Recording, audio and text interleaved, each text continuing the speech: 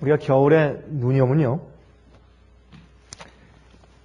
이 세상의 모든 자취가 그 눈이라고 하는 위에서부터 온 결정체에 의해서 전부 덮여버리는 것을 우리가 보게 됩니다.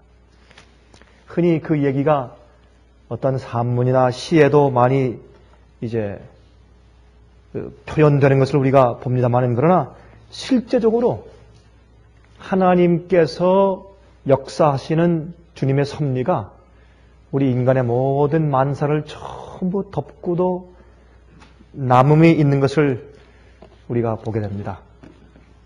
주님께서 우리 인간들 보실 때 얼마나 답답하시고 또 얼마나 한심스러우시겠습니까? 참 우리가 명분을 가지고 얘기하지만, 그러나 적은 인간의 서로의 이기심 가지고 서로 토닥거리고 싸우는 전쟁과 데모와 살생과 모든 투쟁들을 보면서 하나님께서 마음 가운데 얼마나 마음이 아프시고 빨리 이 땅에 오셔서 이 세상을 새하늘과 새 땅으로 빨리 회복시키고 싶은 그런 심정이 우리 주님 마음 가운데 얼마나 강력하게 들겠습니까? 여러분, 우리에겐 꿈이 있습니다. 꿈이 있습니다. 꿈이 있기 때문에 우린 삽니다. 만약 제가 꿈이 없다면, 하나님 안에서 비전과 꿈이 없다면 저는 사는 아무 의미도 없고 또 살 맛이 없을 겁니다. 저는 왜 살지를 모르겠으며 아마 이 세상에 열심히 살려고 하는 모든 의욕을 제가 다 상실하고 말 것입니다. 우리가 다 아는 얘기죠. 그러나 다시 한번 우리 마음 가운데 상기해야 할 것입니다. 우린 꿈이 있는 자입니다. 꿈꾸는 자입니다. 그런데 전 가끔 이 젊은 학생들에게 제가 시간을 쓸 때 가끔 제가 묻습니다. 제군들이 공부를 끝난 다음에 뭐 할 것인가? 아, 좋은 직장 얻어야죠. Then what? 그 다음엔 한번 잘 벌어봐야죠. 그 다음엔 이왕 태어났으니까 좀 인정을 받아야죠. 그 다음엔 이제 자꾸 이제 then what? Then what? Then what? 이렇게 질문하면 나중에 가서 막혀요. 어떤 이거 영어로 좀 그런 얘기를 하죠. Smart Alex. 그래서 좀 이 꾀가 있고 좀 당돌한 학생들은 그저 뭐 이유를 자꾸 대고 제가 then what이라는 단어를 한 20번 말하게 만들어요. 자꾸 이것 떼고 저것 떼고 맨 마지막에 이제 손을 듭니다. 의미가 없습니다.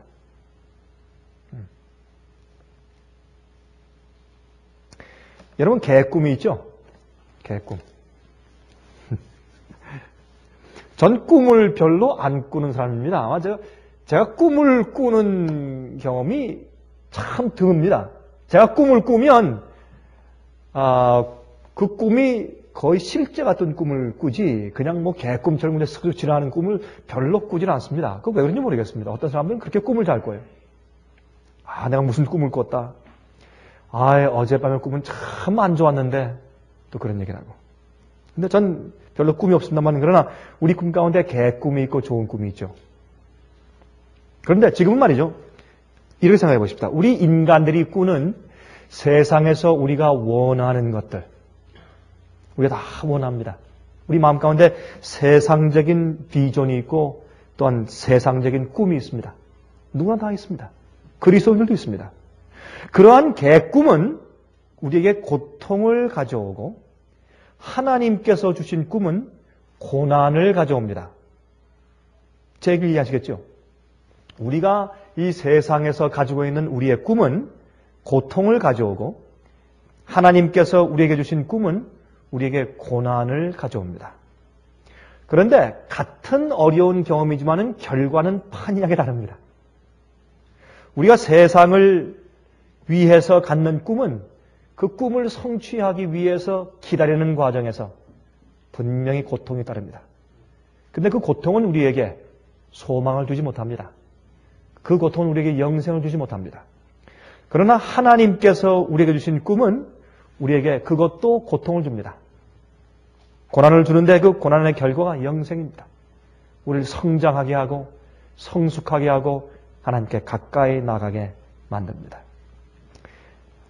그러한 고난은 나와 내 이웃을 위해서 좋은 결과를 낳습니다. 또한 그 결과가 행복하고 영생을 낳습니다. 그런데 그 과정이 힘듭니다. 과정이 힘듭니다. 창세기 37장 보면 꿈꾸는 자가 나옵니다. 좀 보십시다.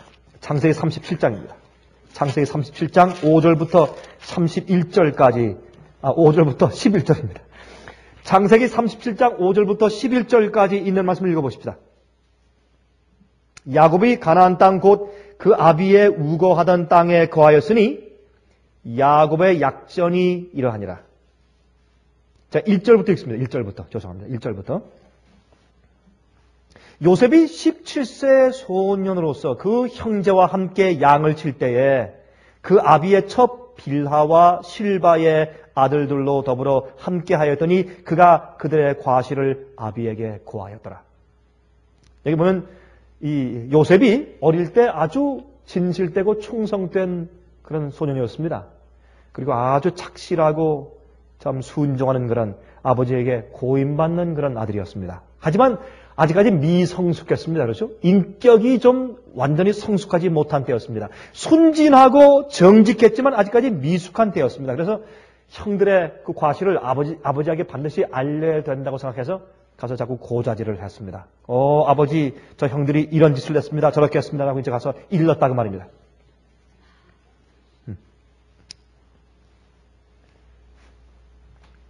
3절.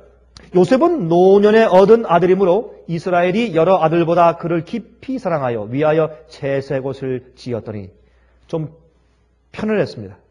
편을 했을 때 이 요셉이 그 죽은 어머니 라헬의 모습을 가장 빼어 닮았던 것 같습니다. 그래서 야곱이 이 요셉을 가장 사랑했습니다. 죽은 아내 때문에 더. 그래서 아마 그를 더 편애했던 것 같습니다. 4절. 그 형들이 아비가 형제들보다 그를 사랑함을 보고 그를 미워하여 그에게 언사가 불평하였더라. 항상 아버지가 보지 않는 앞에서 놀리고 그를 괴롭혔습니다. 5절. 요셉이 꿈을 꾸고 자기 형들에게 고함해 그들이 그를 더욱 미워하였더라. 꿈 때문에 미움을 더 받게 됩니다. 꿈 때문에 그가 죽게 됩니다. 그렇죠? 죽을 지경까지 나아갈 때까지 고통을 당합니다. 그가 꾼 꿈 때문에. 그 꿈은 하나님께서 주신 꿈입니다. 동시에 그 꿈 때문에 그가 형들에게 고통을 당했지만 동시에 그 꿈이 그를 끝까지 견디고 참고 인내하며 기다리게 만들었습니다. 우리가 가지고 있는 진리도 하나님께로부터 온 진리와 꿈과 계시와 진리에 대한 이해와 예언의 말씀들은 우리가 그것 때문에 고통을 당하지만 동시에 그것 때문에 우리가 견디고 인내하고 참게 만듭니다. 6절. 여러분 꿈을 한번 들어봅시다. 어떤 꿈이었는지. 요셉이 그들에게 이르되 청컨대 나의 꾼 꿈을 들으시오. 우리가 밭에서 곡식을 묵더니 내 단은 일어서고 당신들의 단은 내 단을 둘러서서 절하더이다. 얼마나 기분 나쁜 꿈입니까 여러분. 방정 맞은 꿈이에요. 이것은 인간적으로 볼 때 어디 이런 거 있어요. 아니 하나는 동생이죠. 10 형들하고 동생 볏집단이 갑자기 벌떡 일어서더니 자기 볏집단을 향해서 아주 벌떡 절을 합니다. 그것도 내 볏단을 향해서 절하더이다. 그걸 또 얘기를 해요 또. 얼마나 참 그 방정 맞고 얼마나 미성숙합니까? 형들이 화가 나게도 됐죠. 아유 괘씸하고. 아니 우리가 너한테 앞으로 전한단 말이냐? 너희가 우리 위에 왕된단 말이야? 말도 안 되는 얘기죠. 우리 인간적인 입장에서 볼 때, 특별히 한국적인 사고방식에서 볼 때 말이 안 됩니다. 8절. 그 형들이 그에게 이르되 내가 참으로 우리의 왕이 되겠느냐? 참으로 우리를 다스리게 되겠느냐? 하고 그 꿈과 그 말을 인하여 그를 더욱 미워하더니 더욱 미워했습니다. 9절. 그런데 사실은 이게요. 엄격한 의미에서 보면 요셉은 그 꿈을 얘기했을 때 그 꿈을 이야기하고 형들의 잘못을 아버지한테 가서 얘기할 정도밖에는 성품이 완성되지 못했습니다. 17세 소년으로서 그 정도밖에 인격은 없었어요. 어떤 의미에서 지금 이렇게 미움받은 것은 하나님 책임입니다. 여러분 이해하세요? 많은 경우에 그리스도 생활도 마찬가지예요. 여러분 제 얘기를 우리가 살면서 어려움 당하고 핍박당하는 것을 하나님 책임으로 돌리고 주님께 원망하다는 뜻은 아닙니다. 어떻게 목사가 그런 얘기를 할 수 있겠습니까만은 그러나 우리가 한 가지 알 것은 우리가 진리를 가지고 진리를 그대로 믿을 때 어떤 때는 처음 사랑으로 처음 진리를 믿었을 때 아직까지 우리의 품성이 미완숙해서 남들에게 말하고 행동하는 것이 아직까지 미성숙할 때 우리가 말하는 진리 때문에 더욱더 미움을 받습니다. 회개했을 때 마음이 단순해요. 그렇죠? 단순하고 어린아이 같고 또 직설적이고 또 받은 진리를 있는 그대로 전합니다. 그것 때문에 우리의 미숙함 때문에 어떤 때는 더 많은 미움을 받게 되는 것을 이해합니다. 그러나 거기에는 하나님의 목적이 있어요. 우리가 다 성품이다. 그것을 다 받고 이해할 정도까지 완성되고 완숙하게 되었을 때 그때 주님께서 참 진리를 주신다면 너무 늦지 않습니까? 주님께서 우리가 성장해 나가면서 진리를 위해서 진리를 향해서 살도록 주님께서 계획하시는 것입니다. 9절 요셉이 다시 꿈을 꾸고 여기 또 꿈꾸는 자가 또 꿈을 또 꿨습니다. 한 번이 아니에요. 그 형들에게 고하여 가로되 내가 또 꿈을 꾼즉 해와 달과 11별이 내게 절하더이다 하리라. 세상에 이런 뭐가 있어요 또. 이거 좀 말도 안 되는 얘기죠. 그렇죠? 10절 그가 꿈으로 부용에게 고하매 아비가 그를 꾸짖고 그에게 이르되 너희의 꾼 꿈이 무엇이냐? 나와 내 모와 내 어머니와 내 형제들과 내가 참으로 가서 땅에 엎드려 내게 절하겠느냐? 앞으로 절할 거죠. 그런데 지금은 이해가 안 되는 것입니다. 여러분 그렇죠? 여러분들은 예수의 재림을 보셨습니까? 우린 예수의 재림을 한 번도 본 적이 없어요. 구름 타고 천사가 오는 것을 본 적도 없고 예수의 재림을 한 번도 본 적이 없지만 그러나 우리는 꿈을 가지고 삽니다. 여러분 마음 가운데 재림의 꿈이 없습니까? 여러분 재림의 꿈이 없으면 여러분 그리스도인들이 아니에요. 우린 마음속에 한 번도 보지 못한 주님의 예언의 꿈을 가지고 삽니다. 옛날 노아 시대에 비가 와서 세상이 멸망되는 것을 그들이 한 번도 본 적이 없지만 믿음으로 방주를 지었다고 했습니다. 그들은 꿈을 가진 사람들이었어요. 계시를 보는 사람들이었습니다. 주님께서 말씀하시고 꿈을 주셨을 때 그것을 믿었습니다. 그걸 얘기했습니다. 노아가 꿈을 얘기했을 때 얼마나 비난받고 조롱받고 욕을 받았습니까? 마찬가지입니다. 마찬가지입니다. 우리도 그런 의미에서 요셉과 마찬가지로 꿈을 꾸는 사람들입니다. 요셉은 꿈을 꾸었는데 그 요셉의 기록이 이 성경 말씀이 거울이 되어서 우리가 이 요셉의 이야기 읽을 때 내 자신의 모습이 거기서 보인다고 말입니다. 성경은 거울입니다. 11절 그 형들은 시기하되 그 아비는 그 말을 마음에 두었더라.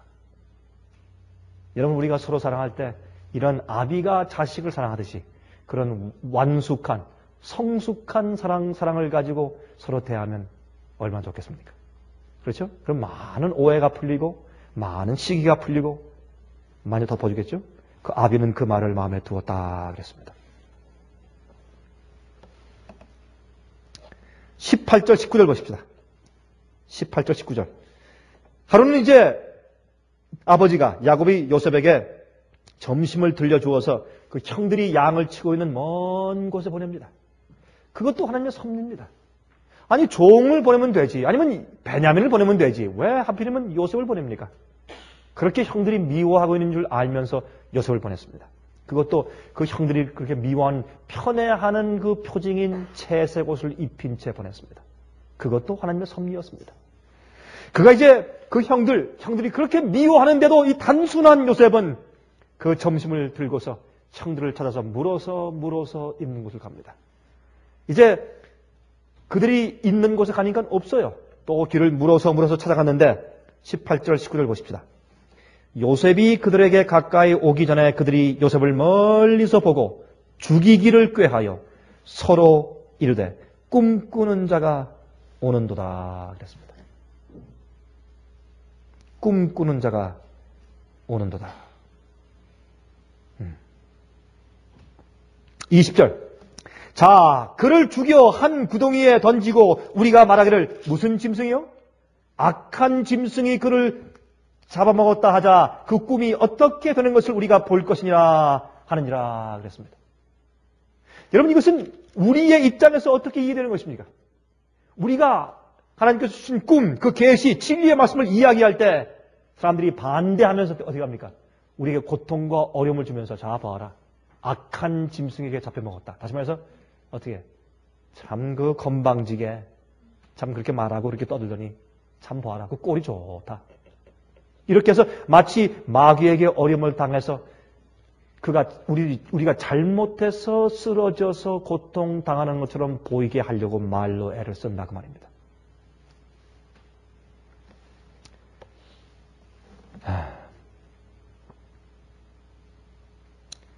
우리가 진리의 꿈을 가지고 살면 세상에 미움을 받고 투정을 낳습니다. 투정을 낳습니다. 여러분, 요셉은 예수님을 상징합니다. 요셉은. 그렇죠? 참 예수님께서 우리를 구하시러 이 땅에 멀리 생명의 양식의 보따리를 주시려고 먼 길에 오셨는데 사람들이 예수님의 옷을 벗기고 때리고 구덩이에 넣어서 악한 짐승으로 괴롭혔습니다. 그러므로 요셉의 생애는 예수님의 생에 대한 표상입니다. 그렇지만 요셉은 끌려갔다가 나중에 국무총리의 자리에 올라갑니다.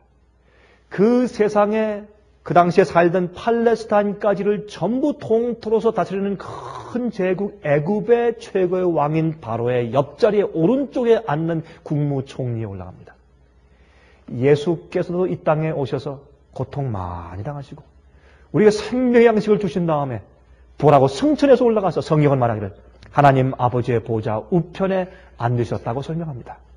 그런 의미에서 요셉은 예수 그리스도를 상징하기에 얼마나 아름다운 표상인지 모릅니다. 그런데 이 하나님의 뜻을 이루고 또한 꿈과 계시를 이루는 그 과정은 참 힘든 것입니다. 참 힘든 것입니다. 우리도 마찬가지입니다. 그 과정 가운데는 형들이 그 동생 요셉을 이기는 것처럼 보였습니다. 그렇죠? 마치 요셉이 지고 형들이 그 모략이 이기는 것처럼 보였습니다. 제일 처음에 그의 옷을 벗기우고 구렁텅이에 쳐넣었다가 근데 참 이상하죠. 주님의 섭리가 그렇습니다. 그걸 가지고 주님의 섭리라 그래요. 하필이면 아버지가 왜 요셉을 보냅니까? 근데 보냈는데 그 형들이 있다고 하는 그곳에 가보니까 없어요. 왜 하필이면 그 형들이 세겜 땅으로 갔습니까? 세겜 땅으로 쫓아갔습니다. 쫓아가니까 왜 하필이면 그때에 그 애굽으로 가는 약대상들이 하필이면 그 시간에 지나갑니까? 여러분, 그 당시에 약대상들이 지나가는 것은 3개월에 한 번씩 6개월에 한 번씩 지나가는 것입니다. 늘 있는 것이 아니었습니다. 왜 하필이면 그때 요셉이 갈 바로 그 당시에 그때 그 앞으로 지나갑니까? 또 그 약대 상인들이 왜 애굽에서 다른 데로 올라오는 방향이 아니고 왜 하필이면 애굽으로 내려가는 방향입니까? 이 모든 것이 주님의 섭리입니다. 꿈을 주신 하나님께서 그 꿈을 믿고 따라 나가는 과정에 있는 주의 백성들에게 섭리로 매일매일 인도하십니다. 우리 그것을 믿어야 합니다. 근데 그 과정이 어려울 때가 많습니다. 요셉 이야기를 보면 그렇습니다. 옷을 벗기우고 모욕당하고 꿈꾸는 자라고 모욕하고 놀리고 구렁텅이에 빠뜨리고 막 좀 끌어달라고 형들한테 막 하소연하고 빌어도 들은 채 먼 채 하고 무시당하고 버림당하고 모욕을 당하고 나중에 끌어올려서 살려주는가 싶었더니 팔아버리고 그렇게 했습니다. 이 17세 나이의 소년 이 요셉이 끌려서 여러분 그 젊은 나이에 도망갈까 봐 어떻게 했겠습니까? 돈 주고 샀으니 어떻게 했겠어요? 손과 발을 다 묶었겠죠? 그래서 약다 등에 이제 비싼 값에 팔아야 되니까 걸려서 가면 안 되죠. 상처 없이 깨끗한 몸으로 가야지 비싼 값에 파니까. 그래서 그를 아껴서 그렇게 태운 것이 아니라 비싼 값에 팔게 하고 발이나 손에 부르터서 상처나지 않게 하기 위해서 깨끗이 보존하기 위해서 요셉을 잘 입혀가지고 아마 약대 등에 태웠을 겁니다. 그가 약대 등에 타서 그제 사막길을 가면서 저 멀리는 아버지 집의 천막을 보면서 그의 마음 가운데 무엇을 기억했겠습니까? 하나님께서 주신 꿈 2가지. 11단 볏집단이 자기 단에게 경배하게 될 것과 해와 달과 11별이 자기에게 절하는 그 꿈을, 주님의 계시를 그는 기억했습니다. 그리고 주님께서 반드시 그 꿈을 이루실 것을 요셉은 믿었습니다. 그것이 요셉의 믿음이에요. 요셉에 비하면 여러분과 저의 고통은 아무것도 아니에요. 그건 고통도 아니에요. 그것은. 여러분 그렇게 이해되십니까? 그렇게 인정하십니까? 그렇게? 요셉의 고통에 의하면 우리는 아무것도 아니에요. 여러분 철로 역정을 쓴 존 버년, 그 사람이 17년 동안 영국에 있는 런던에 있는 배드포드 감옥에 갇혔습니다. 17년 동안. 그런 17년 동안 완전히 절망 가운데 죽을 것 같았지만 그러나 17년 동안 그런 유명한 놀라운 책을 썼습니다. 성경의 다음 가는 놀라운 책인 철로 역정을 거기서 기록했어요. 철로 역정 때문에 얼마나 많은 사람들이 깊은 감동을 받고 회개했으며 또한 그리스도인 생의 여정에 대한 계획을 그들이 이해했는지 모릅니다.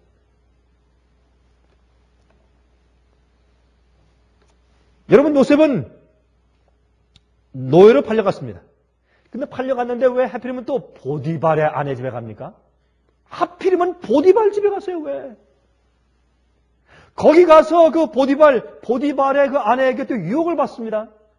그 집에서 유혹을 받다가 또 뿌리쳐서 내가 여호와 앞에 어떻게 득죄하리요? 여러분 요셉이 어떻게 그런 얘기를 했습니까? 이렇게 처절하게 하나님께로부터 버림받은 것 같은 그런 처절한 고통의 시기를 살면서 그가 자기에게 꿈을 주신 하나님을 신뢰했어요. 그 꿈을 믿었어요. 여러분이 성경 예언을 믿으면 앞으로 바벨론 교회에서 많은 참된 주의 백성이 나오게 될 것을 믿으면 여러분 인내함으로 지금 씨를 뿌릴 것입니다. 앞으로 환란이 올 것을 믿으면 여러분 인내함으로 성품을 지금 키울 것입니다. 예수께서 오시는 재림이 확실하다 하는 그런 꿈을 마음 가운데 가지고 있으면 여러분 그 재림을 위해서 준비할 것입니다. 여러분 속에 꿈이 있습니까? 없습니까? 여러분 이 요셉 마음 가운데 그 꿈을 믿는 믿음이 있었습니다. 그래서 그 안의 유혹 가운데서 이 젊은 요셉이 내가 어떻게 여호와 앞에서 득죄하리요? 그는 도망갔습니다. 그래서 그는 감옥에 갇히는데 무슨 감옥? 바로의 신하들만 갇히는 감옥에 갇힙니다. 왜? 보디발이 군대 장군이었기 때문에. 거기에 갇혔습니다. 그래서 거기에 이런저런 또 우여곡절 끝에 하나님께서 또 바로에게 꿈을 주십니다. 그렇죠? 그 꿈을 통해서 하나님께서 요셉을 불러 세우십니다. 나중에 말이죠. 나중에 창세기 45장 보십니다. 우리가 잘 아는 말씀 한번 읽어보십시다. 창세기 45장. 창세기 45장 7절과 8절입니다. 이런 말씀이 있어요.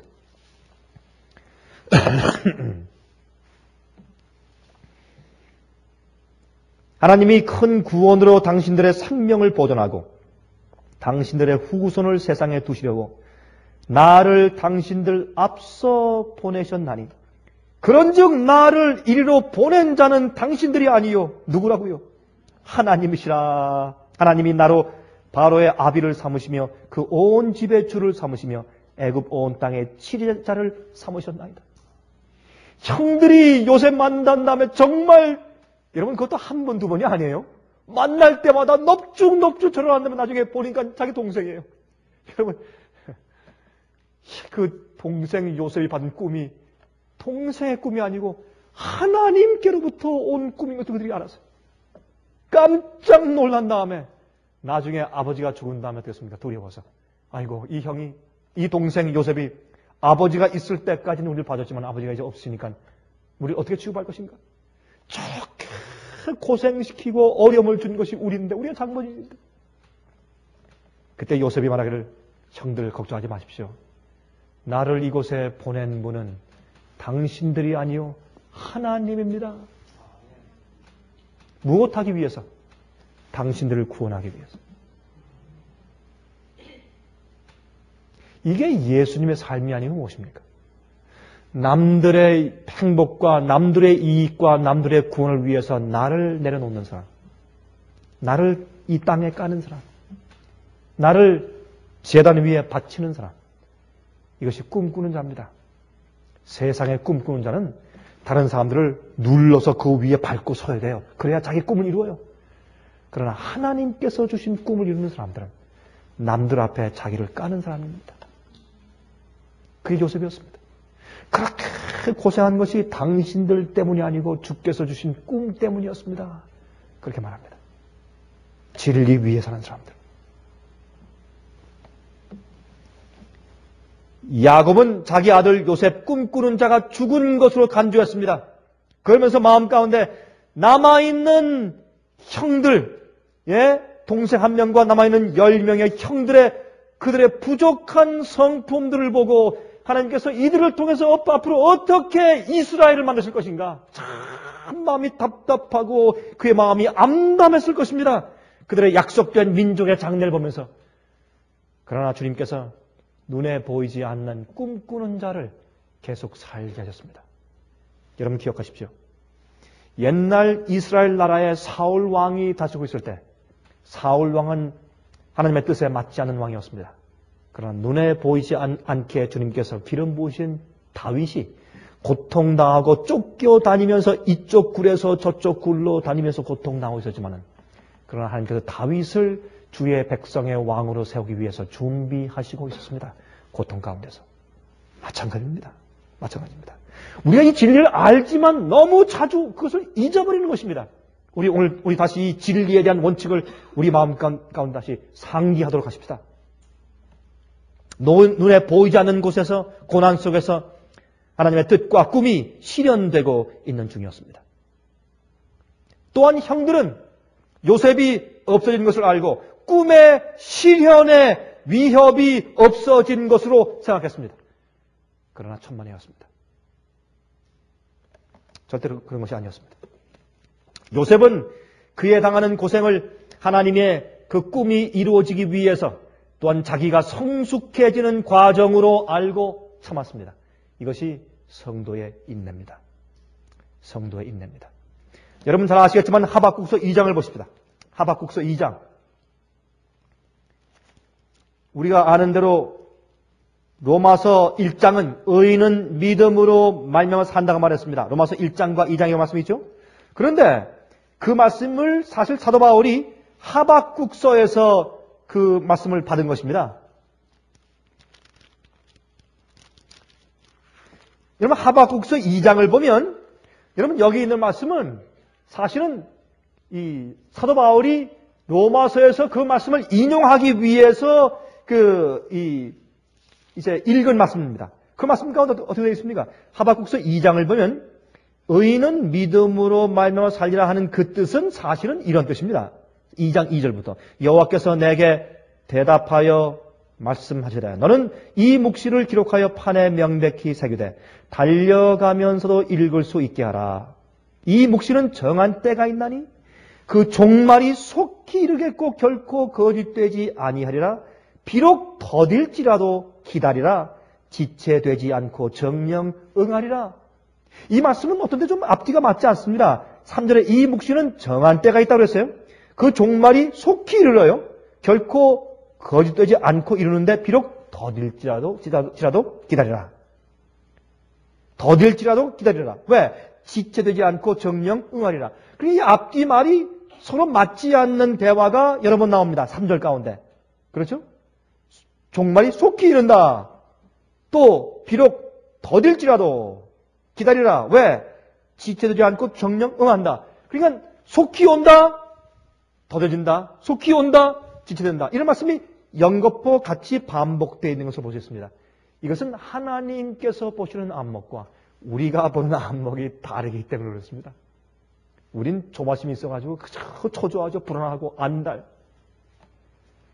우린 다 마찬가지입니다. 아무리 인내하고 견딘다고 해도 우린 다 마찬가지입니다. 그런데 하나님께서 보실 때는 다릅니다. 하나님께서 보실 때는 다른 것입니다. 여기 말씀하기를 종말이 속히 이른다. 속히 이른다.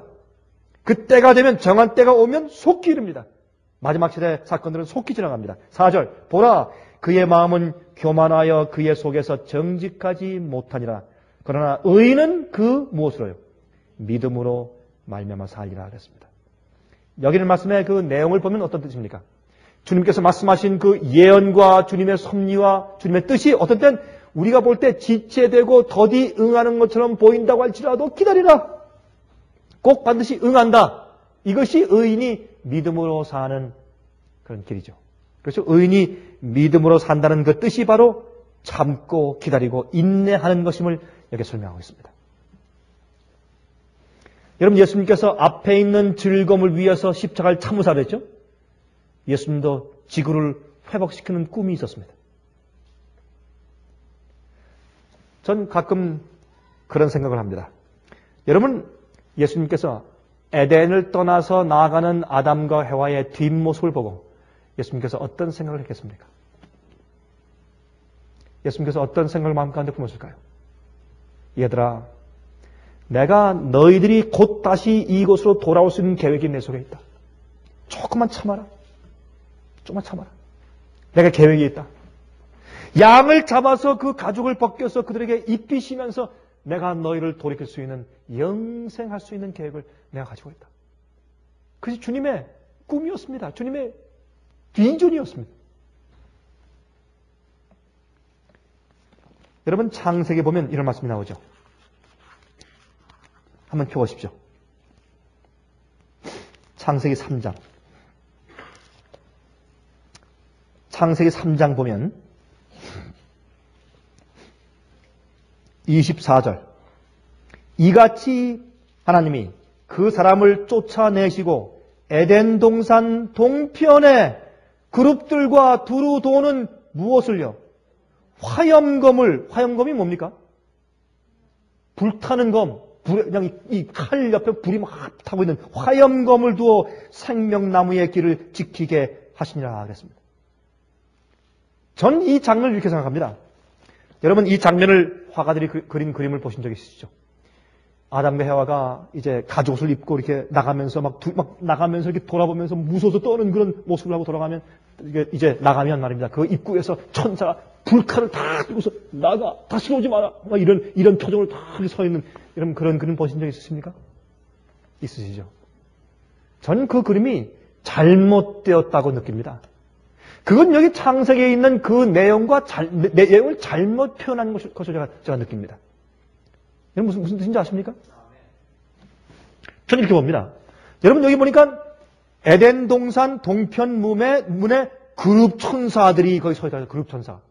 여러분 성경을 보면 에스겔서 1장과 10장에 보시면 그룹 천사들이 있는 그 가운데 항상 누가 있습니까? 하나님이 계십니다. 하나님께서 계시는 임재 옆에 반드시 그룹 천사가 있습니다. 그렇죠? 그래서 이 그룹 천사들이 있다는 말은 그 가운데 하나님 여호와의 임재가 있다 그런 뜻입니다.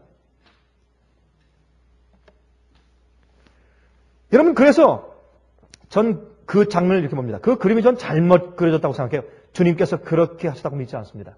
그것은 주님께서 여러분 그룹 천사가 둘이 있는데 가운데 화염검이 있으면 하나님의 영광의 모습이 무엇처럼 보입니까? 불탄 화염검처럼 보입니다. 예수님께서 하나님께서 그 가운데 서 계시고 그 옆에 그룹 천사가 있습니다. 그렇죠?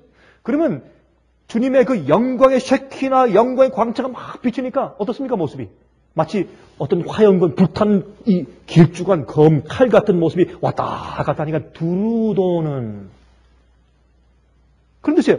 왔다 갔다 하는 말입니다. To and fro 영어로 왔다 갔다 하는 화염검을 두시고 그건 하나님의 임재예요. 하나님의 영광의 광채의 임재예요. 천사 가운데 계신 하나님. 무슨 뜻입니까? 아담과 해와야. 내가 너희를 영원히 내보내는 것이 아니다. 나한테 계획이 있다. 나한테 꿈이 있다.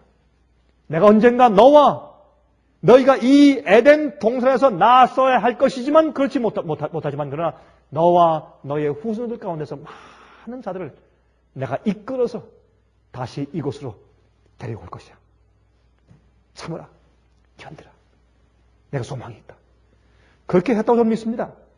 그래서 이사야 53장 11절에 말씀하시되 그가 자기 영혼에 수고한 것을 보고 만족히 여길 것이라 그랬습니다.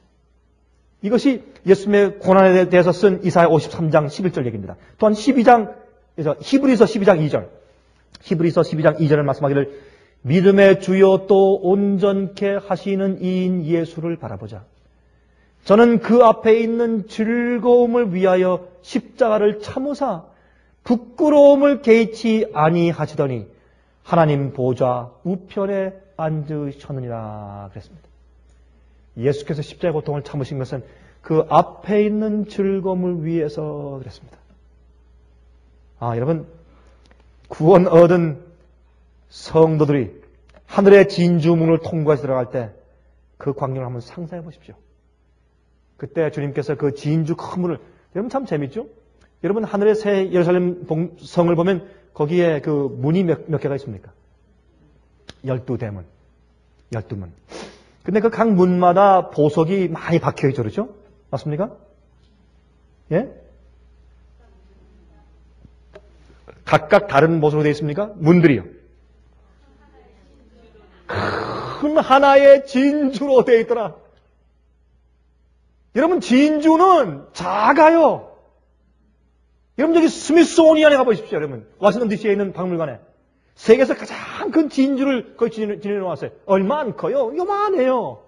그거 가지고 무슨 진주, 세상에서 최고 큰 the greatest pearl in the world. 자랑하고 거기에 훔쳐하지 못하게 겹겹으로 이렇게 유리를 막아놓고. 참 무서워요. 하늘에 가면 둘레가 이제 그 성전 둘레가 나와요. 그래서 현대의 마일로 계산하면 한 3,500마일 돼요. 3,500마일 둘레예요. 그 성의 둘레가. 굉장하죠? 그 큰 성에 문이 12개니, 그 문이 얼마나 크겠어요? 그 많은, 여러분, 12지파는 그것은 12 성격을 상징합니다. 요한계시록 7장에 나오는 12지파의 이름은 이 문자적인 이스라엘 백성들의 지파의 이름과 다르지 않습니까? 그렇죠? 다르기 때문에 거기에 있는 12지파의 이름은 영적인 지파예요. 영적인 지파. 그래서 이제 심리학자들이 말하기를 이제 우리의 개성이, 인간들의 개성이 12가지 종류가 있다는 사실에 많은 사람이 동의합니다. 주님께서 각 지파, 각기 다른 성격 속에서 주님께서 다 꺼내내서 적당한 숫자를 꺼내내서 주님께서 그들을 변화시켜서 참 놀라운 마지막 교회를 만드시는 것을 주님께서 증명으로 보여주시는 것입니다. 근데 그들이 나올 때 큰 진주문을 주님께서 여시고 아마 그 문이 열릴 때 그 열리는 소리가 얼마나 웅장할 거예요. 여러분 큰 그런 궁궐의 대문 본 적 있으세요? 저는 이 세상에서 가장 큰 대문 본 적 있습니다. 그것이 중국에 있는 북경에 있는 천안문이에요. 천안문에 가면 거기 큰 그 중국에 있는 자금성이 있죠. 그 자금성에 그 Forbidden City, 금지된 성이죠. 자금성. 굉장합니다. 그 성문의 두께가 전 그렇게 두꺼운 문을 본 적이 없어요. 그리고 참 큽니다. 그 돌적이가 이제 그 열대 밑에 있는 받침대 돌적이가 굉장히 큰 바위예요. 바위. 그게 커요. 문이. 전 그것을 보면서 예수님께서 하늘에서 나중에 우리가 그 앞에 유리바닷가에 우리가 정렬했을 때 주님께서 우리에게 환영을 하신 다음에 주님께서 당신의 손으로 진주문을 여실 때 그 모습을 저는 제 마음껏 한번 상기해 보았습니다. 한번 상상해 보았습니다. 얼마나 아름다울까요? 얼마나 놀라울까요? 그 감격이 어떠할까요? 또한 예수께서 그 오랫동안 참으신 주님의 꿈이 이루어진 그 순간 우리 구주 예수님의 심정이 어떨까요? 내 백성들아 참 수고했다. 착하고 신실한 종아 너희가 적은 일에 충성했으니 내가 큰 것을 맡기겠다. 문을 여시고 우리를 들어오라고 하실 때 여러분 우리에게도 오늘날 주님께서 꿈을 주시는 것을 우리가 압니다. 무슨 꿈입니까? 구체적으로 앞으로 진리를 말할 때 우리를 핍박하던 자들이 회개할 것에 대한 꿈을 가지고 있습니다. 하나님의 교회가, 좋은 교회가, 어두운 교회가 정결케 되고 회개하고 의롭게 준비된 자들이 그 속에 많이 있을 것에 대한 꿈을 가지고 있습니다. 또한 바벨론에서 어둠으로부터 주의 백성들, 하나님의 백성들이 빛으로 많이 나올 것에 대한 꿈을 가지고 있습니다. 하나님의 계명을 지키며 예수의 믿음을 가진 자들이 생길 것에 대한 꿈을 가지고 있습니다. 진리의 종교 개혁이 마무리될 것에 대한 꿈을 가지고 있습니다. 그래서 인내하며 씨를 뿌리는 것입니다. 짐승의 표에 환란이 올 것에 대한 꿈을 가지고 있습니다. 그때 주님의 남은 백성들이 진리를 가지고 드디어 승리할 것에 대한 꿈을 우리가 가지고 있는 것입니다. 끝까지 충성한 자들을 주께서 데리러 재림하실 것에 대한 꿈을 가지고 있습니다. 제가 지난번에 중국에 갔을 때 제가 좀 샹하이에서 여러 시간 떨어진 남부에 갔다 왔다고 말씀드리지 않습니까? 근데 재밌는 것은 말이죠. 남부에 가니까 그 남부에 물이 많은 곳입니다. 그 남부 지방에는 여러분 이 신문에 보시면 여름에 홍수가 많이 나는 지역이 있지 않습니까? 거기입니다. 홍수가 많이 나, 양자강 유요. 그 양자강이 흐르고 또 황하강이 같이 흐르고 이제 그런 곳이에요. 그 남부 지방인데. 강이 이제 이 동서로 이렇게 길게 흐르고 있기 때문에 그 남부 지방에 이제 아주 습합니다. 거기 가니까 말이죠. 이 버스나 트럭이나 자동차를 갖다가 배 싣고서 이제 강이나 운하를 갖다 이렇게 실어 날려주는 그런 배들이 많아요. 거기는. 그게 없으면 다리가 없는 곳은 다 배로 싣고 다닙니다. 차를 갖다가. 근데 가서 보니까 가는 곳마다 도시와 마을마다 호수, 연못 그냥 운하예요. 그러니까 물들이 너무나 많아요. 그리고 또 비가 많이 옵니다. 그런데 그렇기 때문에 습하니까 이 사람들은 사는 집을요 1층짜리 집이 안 보여요 눈에. 1층짜리 집이 전 처음에 와서 야 여기 사람들 잘 사는 모양이다 그랬어요. 근데 그게 아니라 거기에는 환경 때문에 그렇습니다. 그래서 1층짜리 집이 없고 전부 다 사는 집이 2층, 3층, 4층이에요. 다 이렇게 높이 짓고 삽니다. 그래서 1층은 전부 다 물이 들어오고 습하니까 1층은 창고로 쓰고 아니면 어떤 때 차고로 쓰고 2층, 3층 이렇게 해서 그들이 침실과 사는 그 리빙코어를 갖다가 2층, 3층, 4층에 쓰는 것을 제가 보게 됐습니다. 여기 3층 집에 가서 이제 그 집회를 했는데 갈 때 그러더라고요. 목사님 우리가 3층 집에 가서 집회할 겁니다. 제 마음 가운데 야 부잣집이 뭐해라. 가보니까 웬걸요. 환경 때문에 3층 집이지 부잣집이 아니었어요. 근데 거기는 이상하게 그렇게 습하니까 이 목조 건물을 안 져요. 안 짓고 돌로 집을 짓습니다. 돌로 집을 짓고 또 벽돌로 집을 짓는데 생각해보세요. 2층, 3층, 4층 높게 집을 지었는데 모든 집이 다 그래요. 다 그렇게 돌로 집을 지었는데 천장이 왜 이렇게 높습니까 또? 천장이 보통 우리가 사는 집의 천장의 2배예요. 다 천장이 높아요. 그거 왜 그런지 모르겠어요. 제가 오면서 제가 그거 왜 그런지 아직도 제가 이해가 안 돼요. 천장이 높은데 그 속에 난방시설이 전혀 없습니다. 난로도 없고 화로도 없고 아무도 없고 스팀도 없고 아무도 없습니다. 북쪽에 가면 난방시설이 잘 됐기 때문에 추울 때 가도 이 밖에는 뭐 얼음이 막 창문에 막 이렇게 두껍게 얼어도 안에서 아주 훈훈하고 좋습니다. 이번에 이제 한국에 있는 한 형제에게 제가 좀 지난 12월 달에 12월 중순에 좀 중국을 갔다 오라고 시켰습니다. 갔다 온 것을 지난번 한국 집회 때 이제 보고를 하는데, 얼마나 추운지, 이제 공항에 내려서 비행기가 좀 공항에서 좀 떨어진 데 내려서 이제 공항 입구까지 걸어가는데, 너무 추워서 가서 이제 몇 도인가 물어봤더니 영하 36도더래요. 섭씨 영하 36도. 그, 가는 목적지에 가니까 그냥 집과 교회의 그 창문에 그냥 이 성에, 그냥 그 이제 이 얼음덩어리가 막 이만큼 두껍게 얼고 굉장하더래요. 근데 그런 동북쪽이나 북쪽에는 춥기 때문에 난방시설이 잘 되어 있지만 남쪽엔 추운 게 별로 없으니까 난방시설이 없어요. 그런데 3월 초 난방시설이 없는데 우리가 있는 그동안에 53명 되는 많은 사람이 왔으니까 상당히 좀 불안했어요. 절대 일주일 동안 절대 못 나가야 했어요. 아무도 나가지 말라. 사람이 많으니까 혹시 남들이 눈치챌까 봐. 그래서 다 거기 갇혀서 살고 있는데 일주일 내내 비가 오는 겁니다. 천장은 높죠. 밖의 온도는 섭씨로 약 한 5도. 화씨로 그저 한 37도, 40도. 우리 온도로. 그러니까 얼음 오는 온도가 아니고 영상이에요. 그런데 비가 계속 오면서 축축하죠. 난방시설이 전혀 없죠. 지붕이 천장이 높죠. 24시간 동안 추워, 24시간 동안. 저는요, 눈 몰아치는 거 더 춥더라고요, 그게. 그냥 항상 썰렁한 거 있잖아요. 무슨 이해하시겠어요? 항상 썰렁하고, 항상 이렇게 오돌오돌 떨려, 이렇게. 아무것도 어디서 손질 데가 없으니까. 아무런 난방시설이 없으니까, 거기는. 그래서 제가 아침, 저녁으로 오돌오돌 떨고, 막, 어디 이렇게,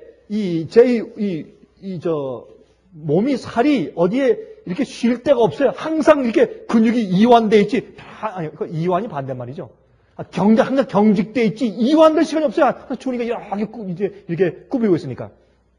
한 분이 불쌍해서 이제 나가서 전기고를 하나 사다 줬어요. 전기고. 요만한 거. 또 큰 건 거기 없어요. 또 요만한 거. 그래서 강의하고 얼른 와가지고 거기 또 손 좀 이렇게 녹이고 이렇게 몸 좀 녹이고 또 가서 하고 이렇게 했는데 잘 때 또 제 머리맡에 놓고 자고 겨우 제가. 참 추웠어요. 그리고 거기에 온 사람들 보면 참 정말 그 모습 가만 보면 다 정말 쪼들리게 사는 사람들이에요. 그러나 그들에게 꿈이 있었습니다. 제가 그 목사들에게 예수께서 오시는 징조에 대한 예언을 풀어서 해석해주면 다들 이렇게 깨끗한 손이 아니에요. 다들 눈물 닦는데 우리처럼 멋있게 손수건 이렇게 꽃무늬 손수건 있죠? 그거 해가지고 이렇게 또 화장 지워질까봐 이렇게 하는 거. 그거 아니에요. 우직한 손으로, 손등으로 이렇게. 정말입니까? 여러분, 꿈을 가진 사람들, 세상 도처에 널려 있어요. 진리를 아는 사람들, 진리를 믿는 사람들, 예언을 아는 사람들, 재림을 기다리는 사람들.